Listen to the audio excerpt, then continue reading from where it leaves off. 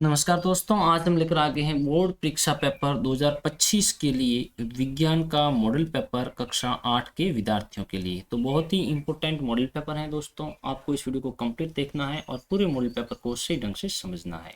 तो चलिए बिना टाइम वेस्ट किए इस मॉडल पेपर को हल करना स्टार्ट करते हैं। तो पहला क्वेश्चन है कि निम्न में से सिंचाई की आधुनिक विधि है। तो आधुनिक मतलब वर्तमान में जो प्रचलित हैं। तो ढेकली, रहट, ड्रिप तंत्र या गिरनी। तो इसमें राइट ऑप्शन हो जाएगा स। ड्रिप तंत्र है वो आधुनिक विधि है सिंचाई की। ठीक है। सेकंड क्वेश्चन है विशेष क्षेत्र में पाए जाने वाले पेड़ पौधे कहलाते हैं। तो उन्हें हम वनस्पति जात कहते हैं। ऑप्शन नंबर हमारा ब राइट हो जाएगा। चलिए आगे के क्वेश्चन पर हम चलते हैं। अनाज का भंडारण करते समय कीटों से सुरक्षा के लिए इनमें से किसका उपयोग किया जाता है। नीम की सूखी पत्तियां, इनका उपयोग किया जाता है। साइलो का भी उपयोग किया जाता है। तो इसमें हमारा ऑप्शन स राइट हो जाएगा, दोनों अ और ब। चौथा क्वेश्चन है घरों में काम आने वाला सर्वाधिक उच्च श्रेणी का ईंधन कौन सा है। तो उससे हम बोलते हैं एलपीजी। कौन सा बोलते हैं? एलपीजी। एलपीजी की फुल फॉर्म दोस्तों क्या है, आपको हमें कमेंट करके बताना है। आगे पांचवा क्वेश्चन है वर्तमान में पक्की सड़कों के निर्माण में कोल तार के स्थान पर किस पेट्रोलियम उत्पाद का प्रयोग किया जाता है। तो प्रयोग किया जाता है बिटुमेन का। Option number a is the right answer हो जाएगा। दोस्तों यदि आप इस मॉडल पेपर की पीडीएफ प्राप्त करना चाहते हैं तो आप हमारे टेलीग्राम चैनल पर जाकर इसे डाउनलोड कर सकते हो, जिसका लिंक आपको डायरेक्ट इसी वीडियो के डिस्क्रिप्शन बॉक्स में मिल जाएगा। इसके अलावा हमने प्रत्येक सब्जेक्ट के 10-10 मॉडल पेपर तैयार किए हैं। यदि उनको भी पढ़ना चाहते हो तो आप हमारी प्ले लिस्ट में जाकर उन सभी मॉडल पेपरों को कवर कर लो। एग्जाम का पेपर आपको बिल्कुल हल्का रुई की तरह लगेगा, क्योंकि उन सभी मॉडल पेपरों में हमने सब इंपोर्टेंट क्वेश्चनों को कवर किया है। आगे छठा क्वेश्चन है किसी भूकंप की शक्ति के परिणाम को किस पैमाने पर व्यक्त किया जाता है। तो उसको किया जाता है रिक्टर स्केल यानी रिक्टर पैमाना। ऑप्शन नंबर ब इज द राइट आंसर। उसके बाद में है क्वेश्चन नंबर 7। समतल दर्पण द्वारा बने किसी वस्तु का प्रतिबिंब कैसा दिखाई देता है। तो वो सीधा प्रतिबिंब दिखाई देता है। ऑप्शन नंबर हमारे ब राइट हो जाएगा। उसके बाद में आठवां क्वेश्चन नेत्र का वह कौन सा भाग है जो नेत्र को विशिष्ट रंग प्रदान करता है। तो वह भाग होता है परितारिकता। ऑप्शन नंबर हमारा ब राइट हो जाएगा इसमें। उसके बाद में अति लघुत्रात्मक प्रश्न है जो 9 से 12 तक हमारे पूछे जाएंगे। 9वां क्वेश्चन है विषाणु सूक्ष्म जीवों से किस प्रकार भिन्न होते हैं समझाइए। तो दोस्तों जो सूक्ष्म जीव होते हैं वो भी विषाणु यानी विषाणु है वो भी एक सूक्ष्म जीव ही होते हैं, लेकिन इसमें थोड़ा सा डिफरेंट है। क्या है देखते हैं। देखो विषाणु भी सूक्ष्म होते हैं परंतु वे अन्य सूक्ष्म जीवों से थोड़े भिन्न होते हैं। विषाणु केवल परपोषी में ही गुणन करते हैं, अर्थात जीवाणु पौधे अथवा जंतु कोशिकाओं में ही गुणन करते हैं। जो ये विषाणु होते हैं दोस्तों, क्वेश्चन नंबर है 9। विषाणु सूक्ष्म जीवों से किस प्रकार भिन्न होते हैं समझाइए। तो इसका आंसर हो जाएगा कि विषाणु भी सूक्ष्म होते हैं परंतु वे अन्य सूक्ष्म जीवों से भिन्न होते हैं। विषाणु केवल परपोषी में ही गुणन करते हैं। किस में गुणन करते हैं? परपोषी में ही गुणन करते हैं, अर्थात जीवाणु पौधे अथवा जंतु कोशिकाओं में गुणन करते हैं। उसके बाद में है 10वां क्वेश्चन ईंधन के बढ़ते उपयोग से पर्यावरण पर क्या हानिकारक प्रभाव पड़ता है। तो इसके मुख्य कारक हैं, आपको 2 से 4 याद कर लेने हैं। एग्जाम में यदि ये 2 नंबर का पूछा जाए तो 1-2 पॉइंट लिख देना है, और यदि 4 नंबर का पूछा जाए तो आपको 4-5 पॉइंट लिखने होंगे। तो यहाँ पर पहला हो जाएगा कि वायु में बिना जले कार्बन कण खतरनाक प्रदूषण होते हैं और श्वसन कष्टों को उत्पन्न करते हैं। ईंधन के अपूर्ण दहन से विषैली कार्बन मोनोऑक्साइड गैस बनती है। वायु में कार्बन डाइऑक्साइड की बढ़ी हुई मात्रा को विश्व उष्णन का कारण बताया जाता है। कोयले, डीजल और पेट्रोल के दहन से उत्पन्न सल्फर और नाइट्रोजन के ऑक्साइड अम्ल वर्षा उत्पन्न करते हैं जो फसलों, भवनों और मृदा के लिए हानिकारक होती हैं। उसके बाद में दोस्तों 11वां क्वेश्चन है कि परख नली शिशु के जन्म के लिए किस तकनीक का प्रयोग किया जाता है। तो परख नली शिशु के जन्म के लिए IVF अथवा इन विट्रो निषेचन अर्थात शरीर के बाहर कृत्रिम निषेचन तकनीक का प्रयोग किया जाता है। उसके बाद में है 12वां क्वेश्चन चिकित्सा के क्षेत्र में अनेक समस्याओं के अनुसंधान एवं निदान के लिए किस प्रकार की ध्वनि के उपकरणों का प्रयोग किया जाता है? तो चिकित्सा के क्षेत्र में रोगों के निदान के लिए प्राश्रव्य ध्वनि के उपकरण प्रयुक्त होते हैं। ये उपकरण 20,000 हर्ट्ज से अधिक की आवृत्ति पर कार्य करते हैं। उसके बाद में लघुत्रात्मक प्रश्न है। तो 13वां क्वेश्चन रहेगा, स्तंभ अ को आपको स्तंभ ब से मिलान करना है। तो पहला है हैजा, ये किससे मिलान करेगा? तो हैजा जीवाणु से होता है, ऑप्शन नंबर ब से ये मिलान करेगा। ठीक है। दूसरा है प्रतिजैविक, ये प्रतिजैविक है, ये ऑप्शन नंबर 3 से मिलान करेगा, क्योंकि ये स्ट्रेप्टोमाइसिन द्वारा मतलब ये प्रतिजैविक होता है। कवक, ये कवक किससे मिलान करेगा? तो ये मिलेगा सौथे से। कवक है वो गेहूं की रस्ट होती है। पोलियो है ये एक क्या होता है? वायरस होता है। तो द किससे मिलान करेगा? ए से मिलान करेगा। ठीक है। यहाँ पर भी इसके आंसर दिए गए हैं। पहला 2 से मिल रहा है और दूसरा 3 से, दूसरा है वो 3 से मिल रहा है और तीसरे उसके बाद में स 4 से मिल रहा है, स है वो 4 से और द 1 से, तो द 1 से। ओके, ये भिंडी का पेट कोई अलग पॉइंट है। उसके बाद में है 14वां क्वेश्चन, तीव्र दहन एवं स्वतः दहन में अंतर लिखिए। तो इसका आंसर देखो, तीव्र दहन है वो फटाफट से जलता है, ठीक है ना, फटाफट आग पकड़ता है। किसी ज्वलनशील पदार्थ जैसे एलपीजी के निकट जलती हुई तिल्ली अथवा गैस लाइटर लाया जाता है तो गैस तेजी से जलने लगती है अथवा ऊष्मा और प्रकाश उत्पन्न करती है। इस प्रकार का दहन तीव्र दहन कहलाता है और जो धीरे धीरे आग को पकड़ता है उसे स्वतः दहन कहते हैं। तो स्वतः दहन जिसमें पदार्थ बिना किसी प्रत्यक्ष कारण के अचानक लपटों के साथ जल उठता है, स्वतः दहन कहलाता है। जैसे फास्फोरस कमरे के ताप पर वायु में जल उठता है। ठीक है। तो स्वतः दल का मतलब होता है दोस्तों अपने आप आग पकड़ लेना। ठीक है ना, स्वतः यानी स्वयं। तो ये हमारे दोनों ऑप्शन इसके हो जाएंगे। उसके बाद में 15वां क्वेश्चन है, कोष्टक में दिए गए शब्दों में से उचित शब्द का चयन कर रिक्त स्थानों की पूर्ति करनी है आपको।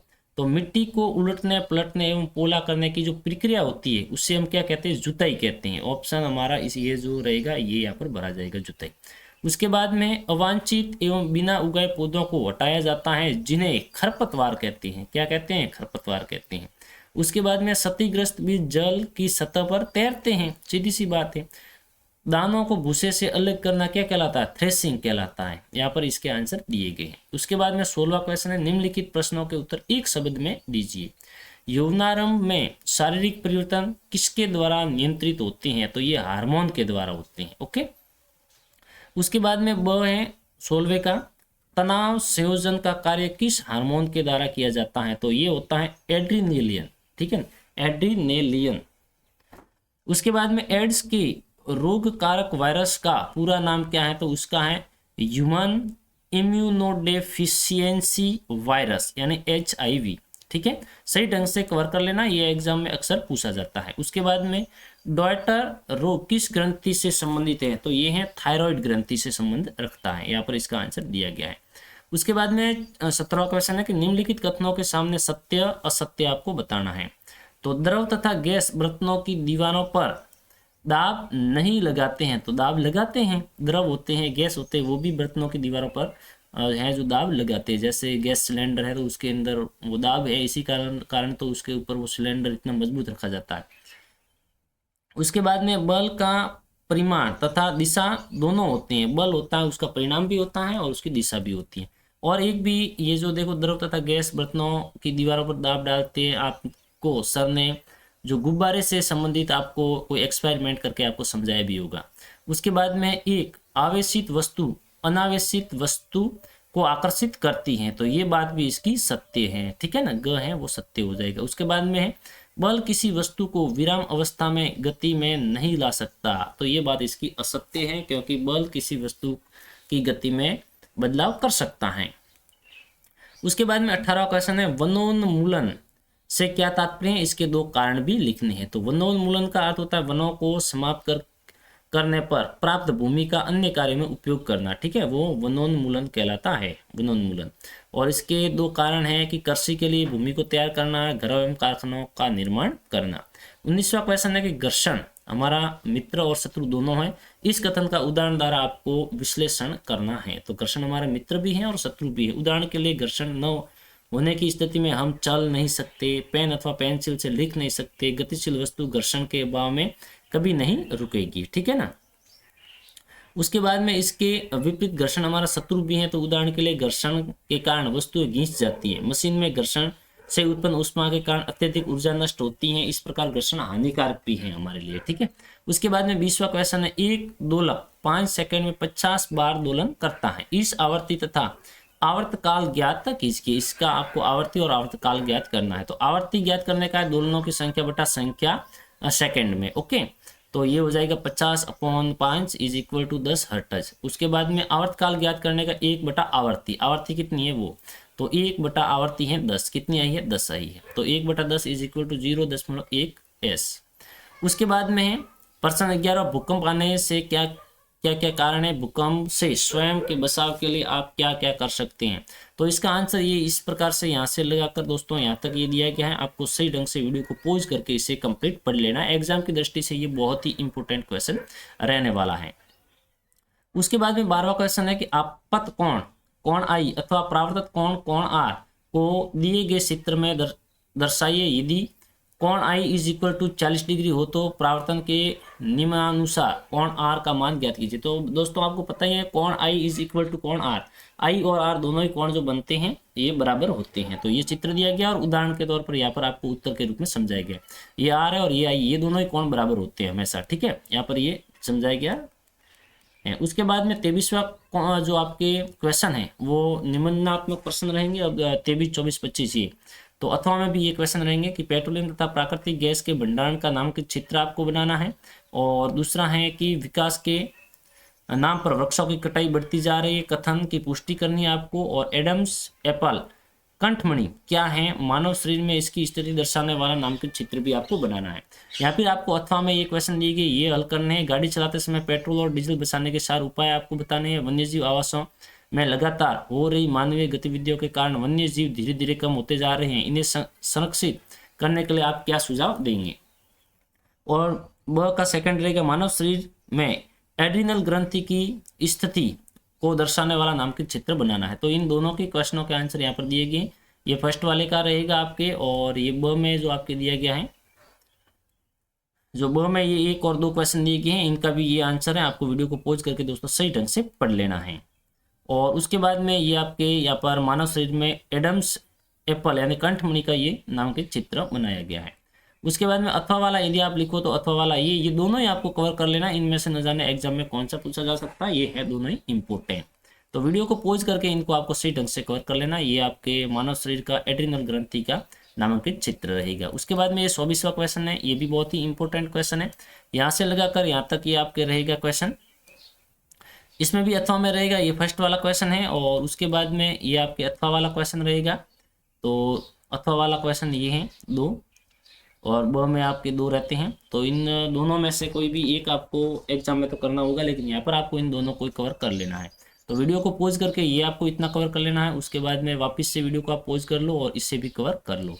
नेक्स्ट आपके ये रहेगा मेंढक में कायांतरण का जो नामांकित चित्र है, ये आपको सही ढंग से समझ लेना है। उसके बाद में ये आपके रहेगा इस प्रकार से इसका वर्णन है। और ये ब में नेत्रों की देखभाल के लिए ये ऑप्शन है। और घर्षण मित्र है क्यों कि इसके ये जो कारण दिए गए हैं, वीडियो को पॉज करके आपको सही ढंग से कवर कर लेना है। उसके बाद में ये 25वां क्वेश्चन रहेगा कि विद्युत लेपन विधि का सचित्र वर्णन कीजिए। आपको नहीं दिख रहा है तो मैं एक बार थोड़ा सा, हाँ अब देखो, विद्युत लेपन विधि का सचित्र वर्णन करना या बल इज इक्वल टू दाब इनटू कोष्टक सूत्र को पूरा कीजिए एवं बल का मात्रक ज्ञात कीजिए। या अथवा में ये आपके क्वेश्चन रहेंगे 2, इन दोनों में से आपको करनी है। आपको यहाँ पर इन सभी को कवर कर लेना है।